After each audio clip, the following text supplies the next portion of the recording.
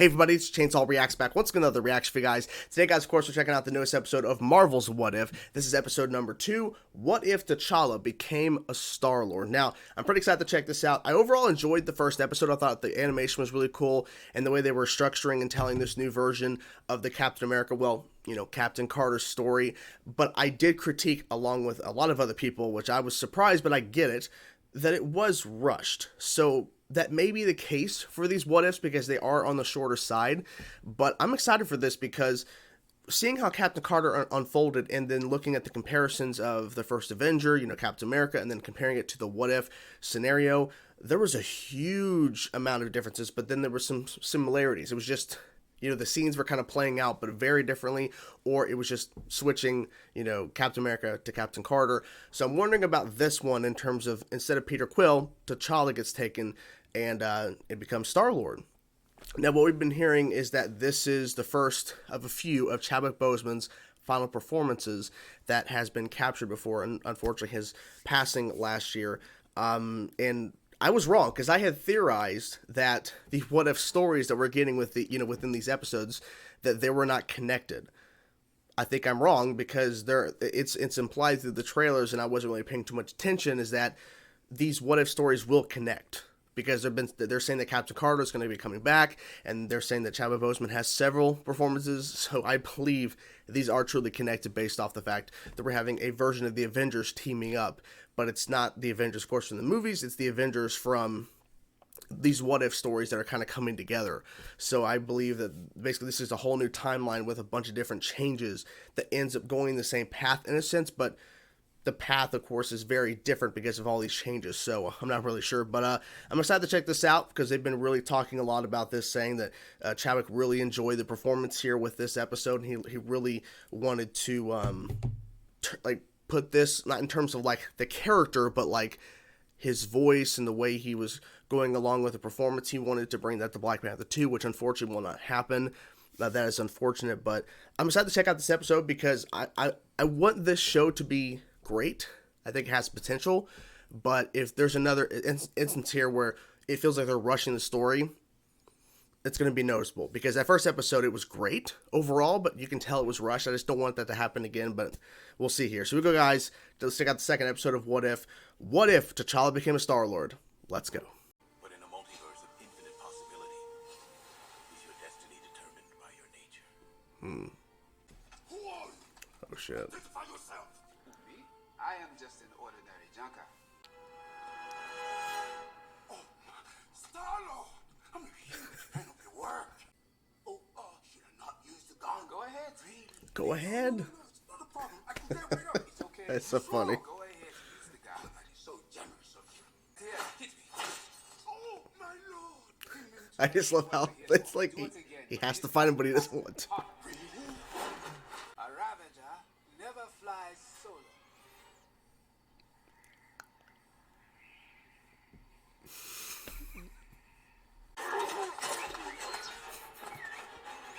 The beginning of his journey was much more down to earth.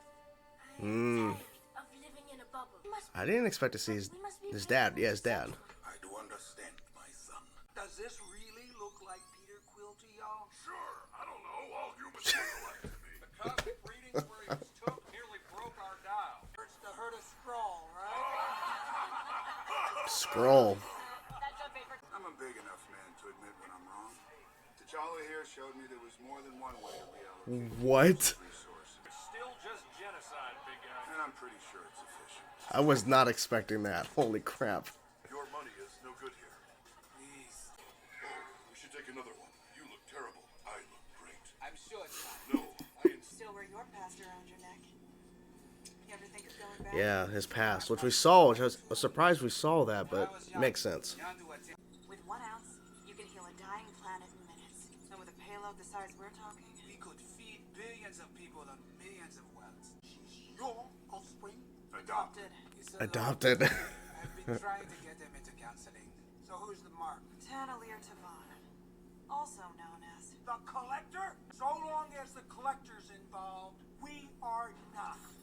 They gotta do it though. That's a lot of people and a lot of planets they can save. He's got the Black Order doing security. Take it from me. The Black Order. Wow. I don't. Proxima midnight. Looks like they got an exhibit running. Interesting. Hold it. God, Savages will start a riot, drawing the attention of the Black Order. This is pretty cool. all units report. Nice. Been saving for something big. Oh my god. Small, if you catch me. You are quite articulate for a duck. Give me the door. Give me the tour. He's like, alright. You know what they say, when you're out of luck, always go duck. Oh. Oh, interesting. Okay. I'll have to say, what? T'Challa, Crown Prince of Wakanda. Oh my gosh. Abducted from Earth by an alien space. Oh. Okay. It's a message. Oh, Cha-Cha. I hope you can understand.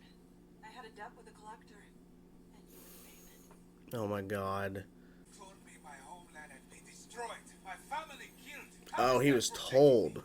It makes sense to keep him there. You need to hear a lie. Are you sure you cannot fly or shoot lasers out of your eyes or something? Let's go a few I mean, rounds and you can find out. exactly. You can find out. You in the to my best friend T'Challa. My best friend. What? Wait. Then again, A double betrayal? I told T'Challa that the collector was after him right from the jump. Oh, okay. Okay. Okay. See,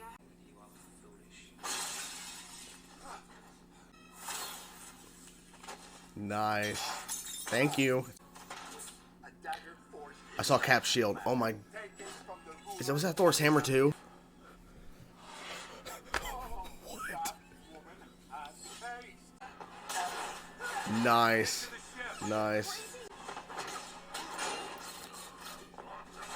A Ravager never flies solo. Mm-hmm. Exactly. Come on, Thanos. Come on. What?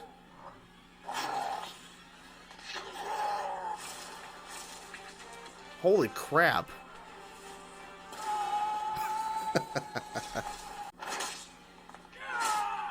Teamwork. Ooh. Haha. Yep. Boom. Nice shot. Nice. Oh my gosh. Roof over your heads. Oh, Carl. That's pretty cool. This is crazy. Wow. My son. My son. That sounds an awful lot like genocide. No. No. I love this. And I might add, efficient.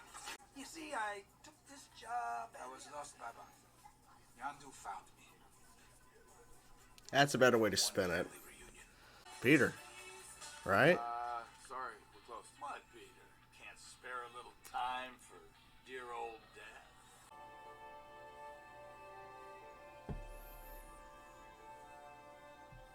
There you have it, guys. The second episode of Marvel's What If. What if T'Challa became a Star-Lord? I overall enjoyed this episode a lot more than the first one. Now, the first episode, the Captain Carter episode, I overall enjoyed it. It was rushed, but I overall enjoyed it. But I feel like with this, they were covering some instances with the first Guardians film, but there was enough changes in the way they structured the story that it didn't feel like they were trying to do a rushed version of just Guardians 1, the entire storyline. It felt like they were telling their own version of that, but like in a sense to where the story isn't that expansive, covering a lot of different things. But I think overall, this was, really, really good. Chadwick Boseman delivered. I really enjoyed his performance. It was amazing to hear him again, and I can't wait to hear him again, because I believe he is appearing again in these What If episodes down the road. They did get recorded, so I can't wait to hear him again. But so let's talk about this episode. The marketing did a really good job of hiding a lot of the stuff in this episode, because of course, he's with the Ravagers and everything, but they have changed. They have, gone good, essentially. They broke away from, how they were before because of T'Challa. It seemed like he was the one, because, he even says, Yondu says, you're the soul of this ship, but I still run the ship, but you're the soul of the ship. And it feels that he really has turned them around, and for a better reason, a better direction, if you will, like Robin Hood, So, Thanos is in this episode. Now, I think we had heard that he was in the What Ifs, but I didn't hear anything about how he's connected, where he's going to pop up at. And the fact is, he is still talking about his plan, but he's gone good. he understands that it's not going to work. And I feel like something may change to where he might go back down that direction maybe within these what ifs. Who knows? But him popping up and being part of the Ravagers was really interesting. And the Black Order, is the Black Order, is that their name? Proxima Midnight and all them, they're working for the Collector. Interesting. Nebula is there. She's similar to Nebula, looks a little bit different, of course, with the blonde hair, but she's essentially Nebula with a few minor changes or whatever, but she's still working, with them, the Ravagers, so it's a good thing. So there's a turning point there. Drax is he just works at a bar, and he wanted to take a picture with Star-Lord. That was funny. And I feel like overall, the way they went about with this new version of the Collector and how they were showing off his huge vast of things he has collected and how they structured that part of the episode, I think was really well done. Because when the turning point happened, when Nebula betrayed T'Challa, I actually believed that it was happening. Like, I thought, okay, she actually did betray him and that this is not good. And then to find out Wakanda was not destroyed at all, and he still wears a Wakanda necklace to kind of keep his heritage, to keep where he came from a part of him, and it actually helps him escape out of his glass box and everything. And then, of course, it activates the ship. And the fact is, they actually sent people. They sent people from Wakanda into space trying to find him. And that's pretty much what it's implied there, because how else would the Collector have a Wakanda ship unless they went out into space? And they had a message they sent out to the galaxy or whatever, trying to find them. So that's a major change there. Wakanda went to space, not to explore, but to try to find T'Challa, because he's been missing all this time. So when the betrayal happened, I was okay, interesting. We're going this direction. But then it's like, no, it's a double, triple cross, whatever you want to call it. This is actually part of the plan. It cuts back to what we didn't see, where T'Challa knew this was going to happen. But he, of course, it wasn't a part of the plan for him to find out, oh yeah, Wakanda is actually not destroying everything. They had no idea the ship was there, and Yondu lied. But I think T'Challa understood that he was trying to, help him see the galaxy, see everything, because that's what he wanted to do when he had that conversation with his father back in the flashback scene, which I was surprised to see that, but then seeing them in the end, going to Wakanda and actually seeing all of them, it was really interesting. It was I was like, okay, this is an interesting way to end the episode, but I'm glad they did that because it shows a major shift. Well, then Peter and his father. So I wonder how that's going to tie into the next what ifs. I'm assuming it will have some sort of ramification that Peter never left. He's working at Dairy Queen of all places, and then his father Ego shows up. So I don't know. So the triple cross happens. I think with the Collector having Hela's helmet and also having Cap's shield, Thor's hammer, and he had other weapons. I have to go back and look at that. He had other weapons there, I believe, from our timeline, from other characters, I believe. Because I'm trying to remember, like, the blade he first used before he put on Hela's helmet with her blade, he had some sort of weapon. I don't know whose weapon that was, but I'm like, is that somebody's weapon? But the shield and the hammer stood out. The shield stood out the most because of the color, but interesting. And then, of course, I believe it's implied that he's killed, so the Collector is no longer in this timeline. Howard the Duck's cameo was interesting as hell. I mean, I put it on par with Thanos as, like, what? Like, really? This is connected?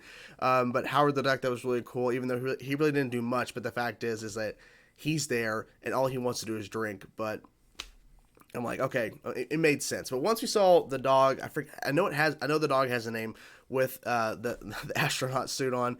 I'm like, okay, so we are doing some sort of connections to the first Guardians, more connections to Guardians, of course, it makes sense. But then Howard the Duck, interesting.